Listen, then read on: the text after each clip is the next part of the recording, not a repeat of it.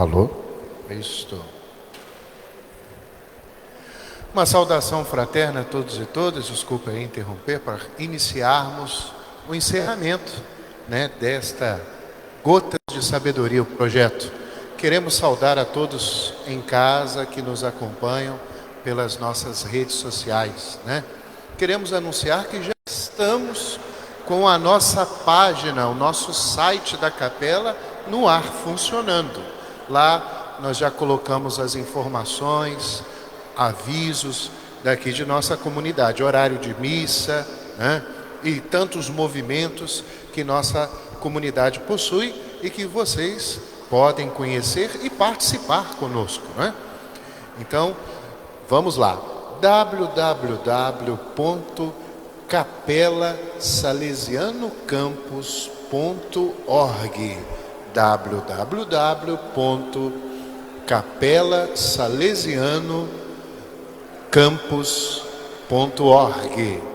Muito bem, então hoje nós estamos aqui encerrando, já passo aqui também para o Padre Ivo. Hoje seria um pergunte e responderemos, claro, vamos ter, mas é sempre bom ter um pergunte e responderemos com algum material que nos traga uma curiosidade, não é verdade?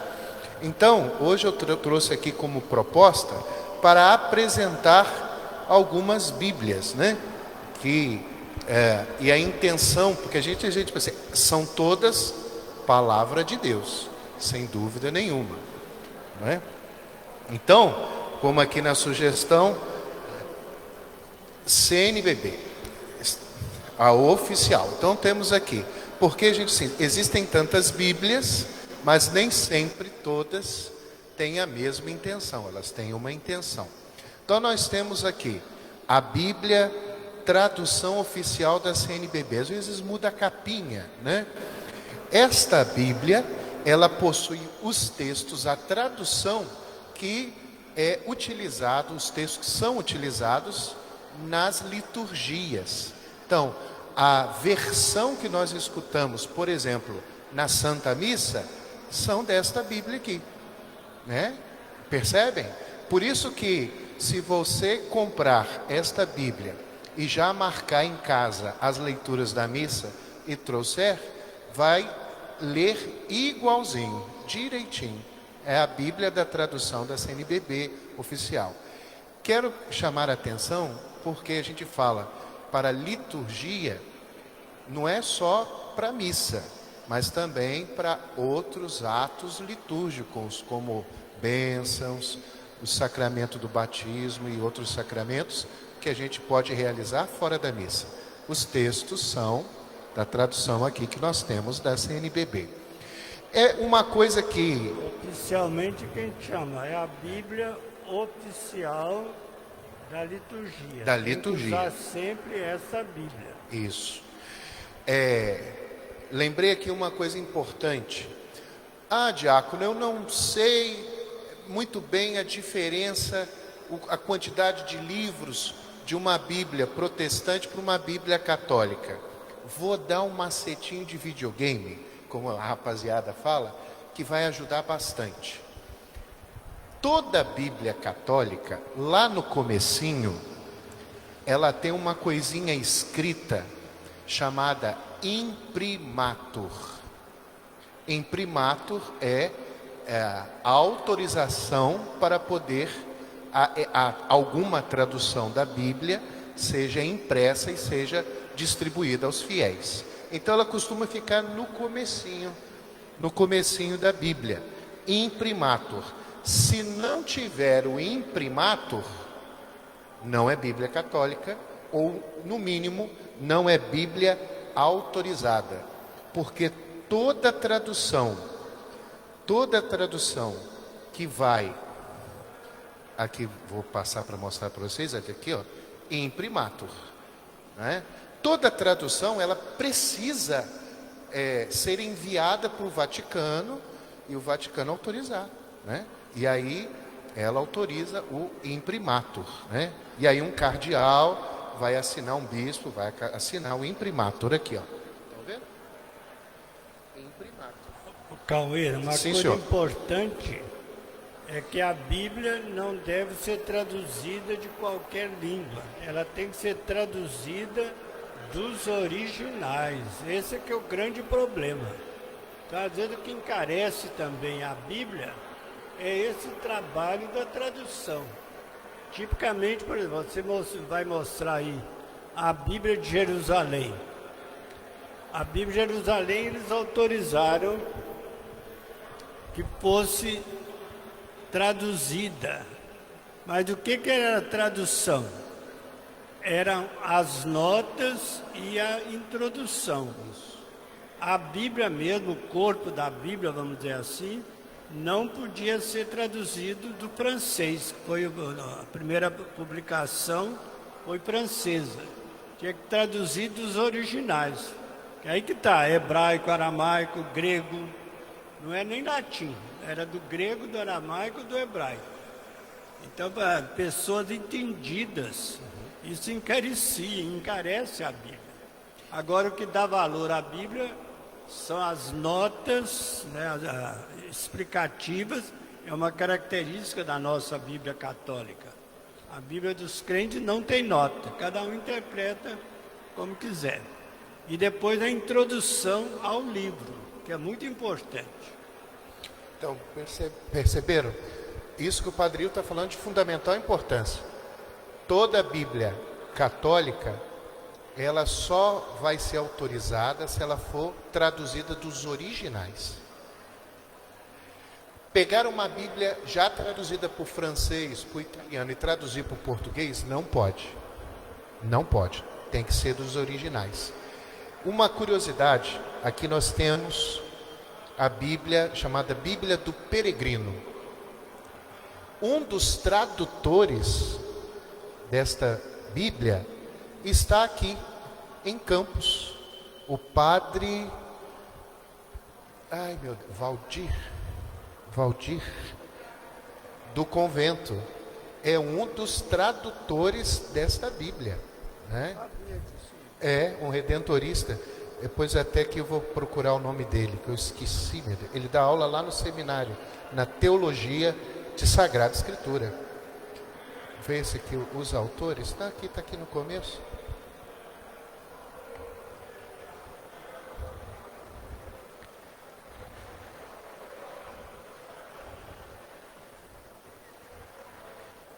A Bíblia de Jerusalém tem vários salesianos que participaram da tradução também.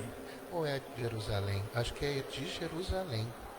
Salesianos também traduziram? Mais do que tradução, eles participam da introdução ao livro. Aí deixa isso. É uma curiosidade, depois você vai lembrar direitinho. Esqueci o nome do padre, gente. Mas está aqui, pertinho da gente, né? O Padre Ivo falou aí das notas. Os nossos irmãos protestantes, eles dizem o seguinte: o Espírito Santo conduz e cada um vai interpretando do jeito que entende. Isso é muito perigoso. Vocês, se forem no YouTube, vocês vão encontrar um pastor lá em Vitória, que até o jornal foi entrevistá-lo, que ele havia encontrado na Bíblia a autorização para se cometer adultério. Vidigal. A de Jerusalém não é essa. O padre Vidigal, ele é um dos da Bíblia de Jerusalém. Mora aqui, redentorista, mora aqui em Campos, no convento ali dos padres redentoristas, né? E aí foram entrevistá-lo, né? Porque ele encontrou na Bíblia autorização para se cometer adultério, né? Inclusive, até uma fiel já estava se preparando para deitar-se com o próprio pastor, né? E ele pegou lá um texto lá, e nesse texto, o jornalista perguntou, aonde que está na Bíblia? E aí pegou lá uma parte assim: vai, pega a mulher do teu irmão, adultera. E adultera, né? Aí o jornalista pegou e falou assim: mas tem um acento aqui, tem vírgula. Vai, toma a mulher do teu irmão, que é adúltera. Não é para você cometer adultério. Aí ele ficou ali, olhou. Qual foi a saída dele? Não, é porque o Espírito, está escrito desse jeito, mas é o Espírito que conduz a dizer essas coisas. Por que que na Igreja Católica não é que não aconteça, não deveria, porque todas as Bíblias, elas possuem uma introdução e as notinhas que explicam e orientam como interpretar o determinado texto. Percebe? Na igreja não é solto não, a gente estuda, e estuda muito. Padre Ivo? Isso é muito importante. O valor da Bíblia está nisso, né? Nas introduções para cada livro e as notas, cada vez que acha interessante, né? Me ajudar a entender. E é por isso que nós nos dividimos, né? Os nossos irmãos vão se dividindo, formando igrejinhas e mais igrejinhas. Também tem outros problemas, né? Mas um deles é esse, que o pastor interpreta a seu modo e funda lá a sua igreja, como você deu o exemplo aí, né? Então, isso para nós é muito grave, muito ruim. Bom, vamos aqui ver um pouco, mais ou menos, a intenção de algumas Bíblias. A Bíblia muito famosa, muito difundida, até por conta da Rede Vida, né?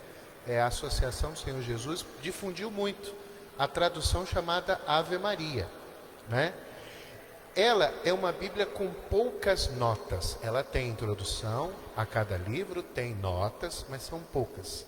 Mas é porque é uma Bíblia muito poética. Ela é muito poética, tem aquelas palavras bonitas toda a vida, né? E ela é mais para oração. Oração. Então pressupõe que o sujeito seja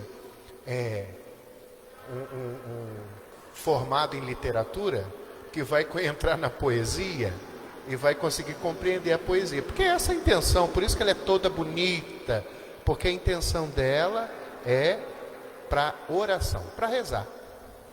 Então não é para pregar, não é para estudar. Ela é, mas como o Padre Ivo disse, parece-nos que a editora lançou uma versão da Bíblia da Ave Maria para estudar. Mas, a rigor, ela é para você ficar olhando para Deus e rezar. Entenderam? Bom, a Bíblia de Jerusalém. Esta aqui é uma Bíblia muito falada, porque ela é somente para estudar. Para estudar, compreender o texto, ver uma palavra na outra língua. Percebeu? Ela me ajuda na pregação? Até ajuda. Mas o problema é que, como ela é para estudo, eu vou acabar ficando dando aula em vez de pregar Jesus Cristo. E na liturgia, por exemplo, nós temos a dimensão de catequese, alguma coisa de ensino, sem dúvida, mas não é aula. A aula é dentro da sala de aula. Então a Bíblia de Jerusalém é uma Bíblia de estudos. Beleza. A Bíblia que eu gosto muito, gosto demais, essa aqui eu ainda comprei, que tem letra grande, naquelas letras miudinhas. Essa aqui é de letra grande. A Bíblia pastoral, o próprio nome está falando, é para ir ao povo, né? E ela é riquíssima das notas. Cada pedacinho dos textos são explicados. E, sobretudo, ela dá muito uma explicação social, né? Fé e vida, né? Nós lemos a palavra de Deus, vamos ali nas notas que ela vai orientar naquilo que a sociedade precisa se converter. Então ela é muito social, não é? E é bacana. Esta aqui ajuda muito a aplicar o que a palavra de Deus quer falar na nossa vida enquanto sociedade, enquanto grupo. Percebe? Mas aqui é o final do capítulo 3 da segunda carta a Timóteo. Paulo fala para Timóteo uma coisa muito importante. sobre a utilidade da Bíblia, da palavra de Deus. O Cauê vai ler para nós aqui. Toda 2 Timóteo, capítulo 3, versículo 16. Até tá ruim para mim. Nós estamos no mesmo barco, viu? Toda escritura é inspirada e útil para ensinar, repreender, encaminhar e instruir na justiça. Com isso, o homem de Deus estará formado e capacitado para o todo tipo de boas obras. Veja como é importante toda a Bíblia de Deus é inspirada e é útil. Corrigir, ensinar, educar. Então é um grande instrumento, vamos dizer assim, para eu crescer, amadurecer na fé. Isso é muito importante. Usar a Bíblia, usar a palavra de Deus, mais do que para, vamos dizer, aprender intelectualmente, é para viver a palavra de Deus. E mesmo que a gente saiba assim, essa aqui é para estudo, essa aqui é mais, serve para pastoral, essa aqui para oração, essa é a liturgia, todas elas são palavra de Deus, todas elas são luz, lâmpada para os meus pés, luz no meu caminho, né? Isso a gente nunca pode perder de vista. Trouxe aqui um dos meus sonhos, fazer a comunidade conhecer esses dois livrinhos aqui, chamado Missal Cotidiano e Missal Dominical. Ele é um pouquinho carinho, mas na minha opinião é um investimento que vale a pena. Vou dizer por quê. Eu acho que cada um é 100 e pouquinho, cada um, mas ele tem todas as leituras da celebração eucarística. A gente gasta na assinatura lá R$80 por ano, né? Em 3 anos paga um, que você vai ficar para sempre. Todas as leituras da missa, dia de semana e domingos e festas, né? Tem todas as leituras. Uma outra curiosidade que eu trouxe, até porque para a gente já abrir para perguntas, né? É Liturgia das Horas. Liturgia das Horas é um livro de orações dos Salmos, e temos a leitura breve também, né? Que é muito tirada, sobretudo das cartas, que nós, é de toda a igreja, e que nós, sobretudo, os religiosos e os ministros ordenados, rezamos todos os dias, ou pelo menos deveríamos rezar todos os dias, e rezamos em comunhão com toda a igreja. Por que eu estou trazendo isso? Porque tudo para nós, o nosso alimento é a palavra de Deus, é a palavra de Deus. Então, todos os dias deveríamos, todos nós, pelo menos um pouquinho, fazer a Lectio Divina, né? A oração com a palavra de Deus. Lê um trechinho, repete o trechinho, conversa com Jesus, o que o texto quer me falar. Em meia horinha ou menos, a gente faz uma oração. Mas todos os dias a gente está fazendo o quê? Tendo contato com a palavra de Deus. E outra coisa interessante é que os religiosos, né, que eram, como você falou aí, ministros ordenados, rezavam esse texto aí, a oração das horas. E era proposto aos fiéis leigos a oração do rosário. Por isso que eram 150 ave-marias, que lembravam 150 salmos. É interessante. Era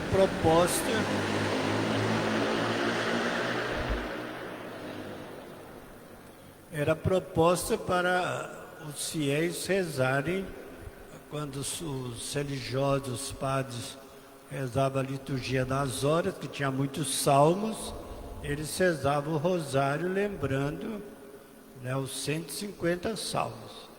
Então, o rosário completo, que antes de João Paulo II eram 150 Ave-Marias, né? Mistérios gozosos, dolorosos e gloriosos. O Papa São João Paulo II colocou os salmos, os mistérios luminosos. Então agora são 200 Ave-Marias. Há muita gente, por exemplo, no dia de Nossa Senhora Aparecida, Sexta-feira Santa, tem promessa de rezar 1000 Ave-Marias. Eu lá em Belo Horizonte eu consegui que o grupo, em vez de rezar 1000 Ave-Marias, vamos rezar o rosário completo, meditando. Então são 200 Ave-Marias. E você medita. Então eu fiz aquele livrinho que nós usamos aqui ainda, né? Então o pessoal gostou, em vez de rezar 1000 Ave-Marias, não fiz daí. Não sabe nem o que você está falando mais, né? E a que levava isso? Você rezar o rosário com calma, tudo. Levamos quase 4 horas, mas rezamos o rosário todo. Eu lembro do Padre Ralfi, o saudoso Padre Ralfi, certa vez ele explicando o rosário, e eu achei muito primoroso. Às vezes a gente fica preocupado, popularmente, a reza do terço, na quantidade de Ave-Marias. Eu estou rezando Ave Maria, mas esse não é o principal do rosário. O principal do rosário é a meditação dos mistérios. E aí, para a gente dar o mesmo tempo para cada mistério, é o tempo da oração de 10 Ave-Marias. A gente está ali falando Ave Maria, né? Fica aquela sonoridade maravilhosa, é um eu te amo muito bonito que falamos com Nossa Senhora, mas junto com ela nós estamos fazendo o quê? Meditando naquele momento o mistério que foi anunciado. Então, o fundo é a história da salvação, né? A história da salvação. Por isso que, tranquilo, inicialmente, por conta dos 150 salmos. E a gente tinha, a maioria do povo era analfabeto, não tinha acesso, né? Então, reza lá o que fosse equivalente. Mas aí depois os tempos passaram e percebeu-se que não, vamos colocar aqui os mistérios luminosos, que eu costumo brincar e dizer o seguinte: os mistérios luminosos é como se fosse o tempo comum da liturgia. Caminhamos com Jesus durante os seus 3 anos de pregação, que é mais ou menos o que a gente vê nos mistérios luminosos, né? A palavra de Deus que nos ilumina. Isso é interessante, porque quando João Paulo II lançou os mistérios luminosos, ele escreveu uma carta, né? O Rosário da Virgem Maria. E lá ele explica, né, que o rosário é uma oração profundamente cristológica. Alguns falavam, fica só falando Ave Maria, não. É Jesus Cristo que está no centro da oração. E daí então a importância do anúncio do mistério. Você fala o mistério para poder refletir. E repara que nos mistérios nós refletimos do quê? A vida de Jesus Cristo. Então o Papa falava, uma oração profundamente cristológica. Mas nós, outra coisa que ele fala, nós ocidentais, nós temos muita dificuldade de contemplar. Nós pensamos, nós intelectualizamos as nossas verdades de fé. Mas é preciso muito mais contemplar. Mas então abrimos agora um momento para perguntas e também aquela dinâmica que eu gosto muito de fazer. Às vezes a gente não tem pergunta, mas temos destaques. O que mais me chamou a atenção no dia de hoje? Padre, vocês concordam? Podemos encaminhar até para poder encerrar, né? Como o Padre diz, a gente precisa ter hora para começar e hora para terminar, senão a gente fica aqui a noite toda. Vamos lá. Eu peço que fale no microfone para que os nossos irmãos em casa possam escutar. Boa noite. A gente sabe que historicamente o Velho Testamento ele vem do Torá, né, do livro das leis dos judeus. E como que se deu essa junção para se transformar nessa Bíblia que é completa com o Velho e Novo Testamento? E como é que vieram trazendo essas cartas e essas partes que são do Novo Testamento? Só Foi tudo da mesma época, ou isso foi distribuído em épocas e sendo juntado? Como é que é a história dessa junção que é a Bíblia que a gente vê hoje? Complexa, a pergunta é complexa, e mais complexa seria dar a resposta, né? Então a Bíblia não foi feita de uma vez por todas, é fruto da reflexão da comunidade. Alguns pensam, por exemplo, que a Bíblia, só para dar um exemplo, né? Ela foi escrita nessa ordem que ela está aí impressa, quando não foi. Muito antes de escrever o Gênesis, muitos outros livros foram escritos, como também no Novo Testamento. Várias cartas de Paulo são anteriores ao Evangelho. Basta ver a carta aos Tessalonicenses. É o primeiro documento escrito do Novo Testamento. Aí que está a dificuldade, que a gente fala para publicar uma Bíblia, essa tradução, a interpretação, não é brincadeira não, né? Porque tem que pegar os originais. Então descobriram, por exemplo, lá naquelas cavernas de Qumran, onde viviam os essênios, né, lá em Israel. Então tem as ruínas lá de Qumran, dos essênios, e lá descobriram vários papiros, né, trechos do profeta Isaías, de vários antigos lá. E está no museu lá de Jerusalém, esses manuscritos, esses papiros, né? Então é uma resposta muito difícil de dar assim, como se formou a Bíblia. São 73 livros, 47 do Antigo Testamento, 46, né? E 27 do Novo Testamento. Então a Bíblia, vamos dizer assim, ela é inspirada por Deus. E essa inspiração se fechou quando escreveu o último livro da Bíblia, que foi o Apocalipse. Depois disso apareceram alguns livros, a igreja não reconheceu. Então são chamados apócrifos. Isso até é interessante, mas é muito folclórico, né? É interessante. Agora, nosso outro encontro, o Padre Ivo lembrou, duas tradições. Não se tinha ainda escrita. Então nós tínhamos a tradição oral no povo. Então se passava muito de pai para filho, né? E aí de geração em geração ia se passando. Então desde quando tudo aconteceu, se não me engano, foi no reinado de Salomão, e olha que quanta água já passou debaixo dessa ponte, que começou-se a escrever, a registrar. Então a Bíblia, ela é uma biblioteca, que tem vários livros, que com o passar dos anos foram pegando textos, encontrando textos, né? A comunidade de Levi, né? O Levítico, né? Que são a comunidade sacerdotal, vai ter textos também que aí vão recolher, e aí vão juntando aquilo que vai ser considerado palavra de Deus, até que tudo reunido, São Jerônimo, que nós vamos, domingo agora é o dia da Bíblia, aniversário da equipe de liturgia de nossa comunidade, e no dia 30, que é o dia de São Jerônimo, é o dia da Bíblia, por conta de São Jerônimo ter traduzido a Bíblia para o latim, para a Vulgata, para o povão, né? Mas é mais ou menos essa estrutura, entende? Pegou um livro aqui, depois pegou o livro, e a comunidade vai reunindo esses livros, e nós vamos tendo os copistas, que vão copiando e vão espalhando, até que um dia a gente conseguiu. Isso aqui é muito mais moderno, né? Com a tipografia na modernidade, mas mais ou menos assim. Imagina o trabalho, né, de São Jerônimo, né? Daí que tinha várias mulheres que ajudavam, né? Essa eu já não sabia. As piedosas mulheres, o Evangelho não fala que elas também acompanhavam Jesus e os ajudavam com seus bens.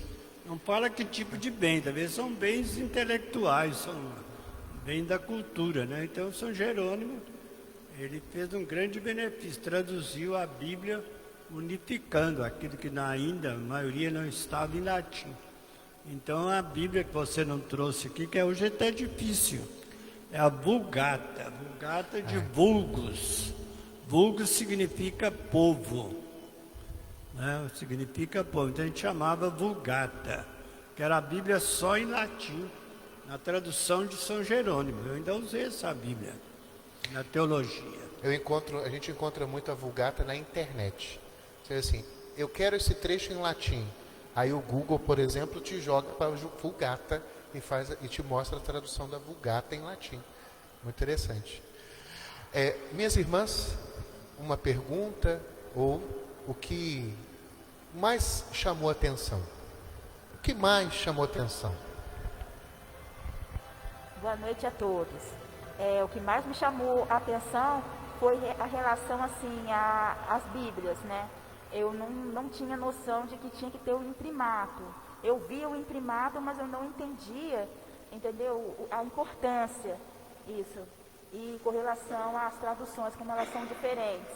Eu tenho em casa essa Bíblia essa verdinha, essa pastoral, da Paulus. Isso, essa eu tenho, ela é ótima. Eu aprendi a gostar mais ainda de ler a Bíblia por causa dela. E eu tenho também a da CNBB, que é da Canção Nova. Tem, né, o emblemazinho da Canção Nova. Isso, então.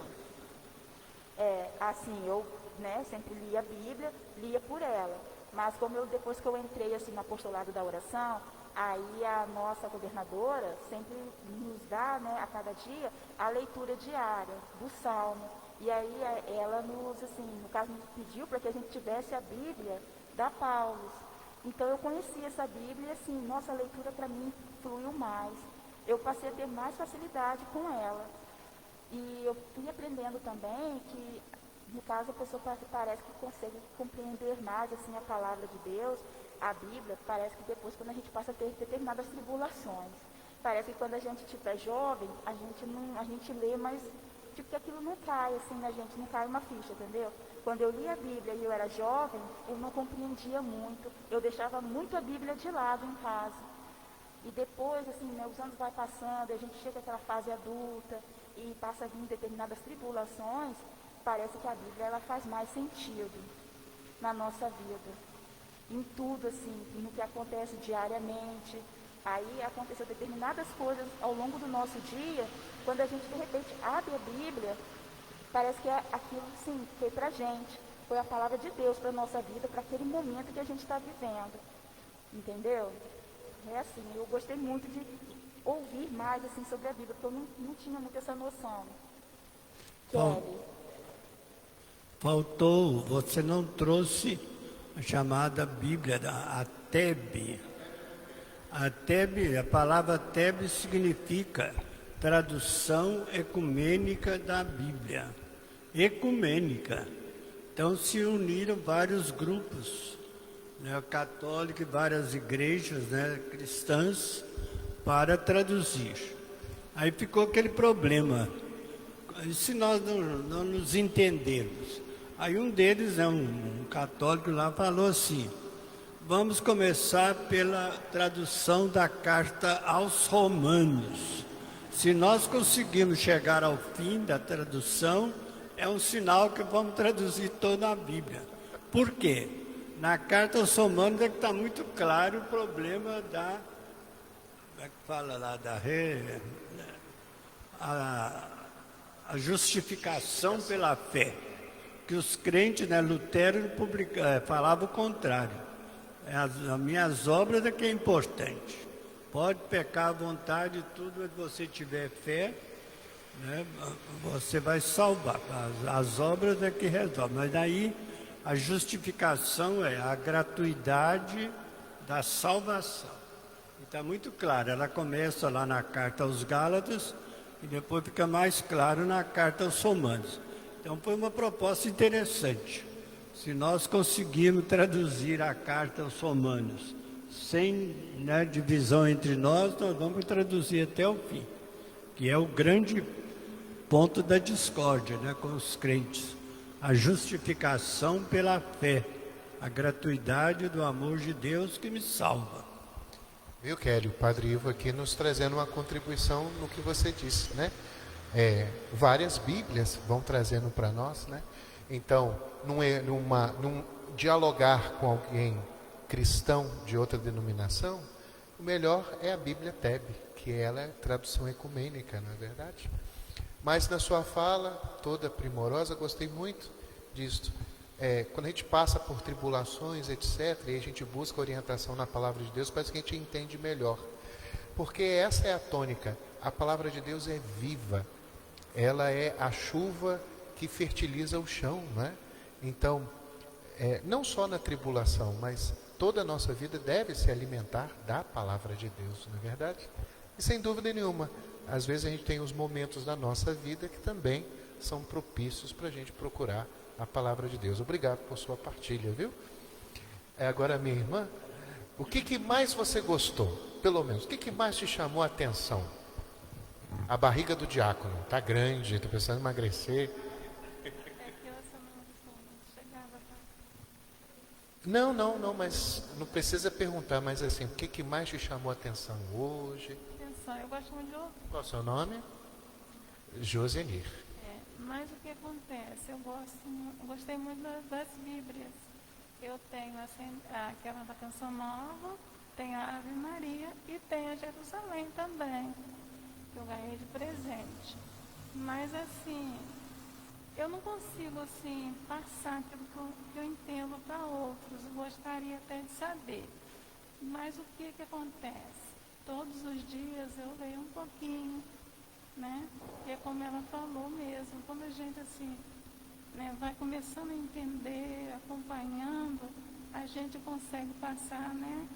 Assim, ouvir e pregar para si e cada dia viver um pouco aquele evangelho que a gente ouviu na nossa vida cotidiana, né? E é isso. Viu, dona Josenir? Partilhou maravilhosamente bem. Às vezes eu não sei pregar, mas a gente dá bom conselho. Não é verdade? A gente se alimenta da palavra de Deus e às vezes chega um parente, senta para tomar um café, uma visita, e aí às vezes pode partilhar alguma alegria ou também alguma tristeza.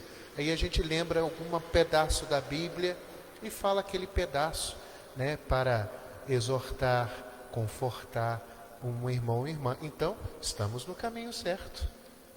Como você falou, eu gosto assim também de fazer bem devagar, meditando os mistérios, porque eu entendi o seguinte: a Ave Maria, a gente está falando de Nossa Senhora, mas o tempo todo falando de Jesus, né? Então eu gosto muito de rezar o terço rosário, sabe? O rosário é ótimo. Gente, a pessoa reza, né? É muito bom. E com relação às 1000 Ave Marias, né? Porque eu conheço muita gente que faz isso. Terminei de rezar as 1000 Ave Marias. Mas, tipo, é melhor a gente rezar só um terço, bem meditado, do que 1000 Ave Marias. Às vezes a gente não tem tempo, né, de rezar o rosário, né? Os 4 mistérios juntos. Geralmente eu consigo, porque de manhã eu estou em casa e a minha neném está dormindo. Então eu consigo rezar o rosário devagar. Mas se a pessoa não tem o tempo de rezar um rosário, a pessoa pode rezar bem apenas um terço.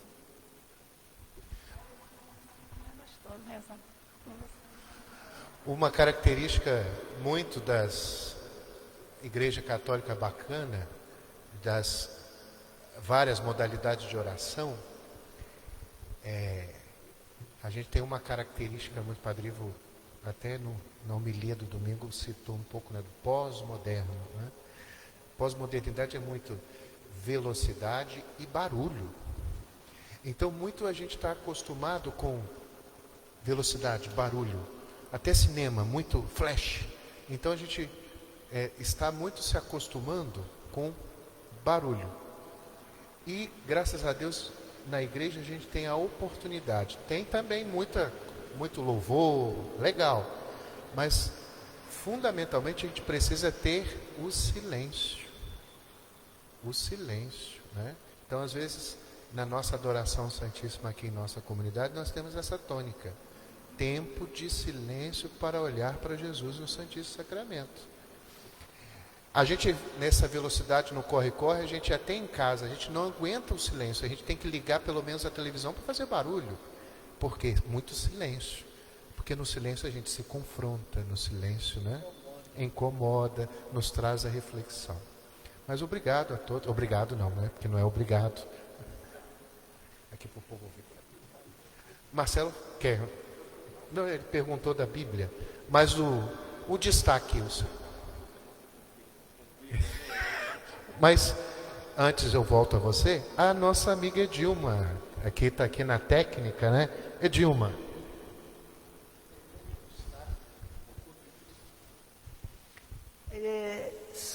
Ontem,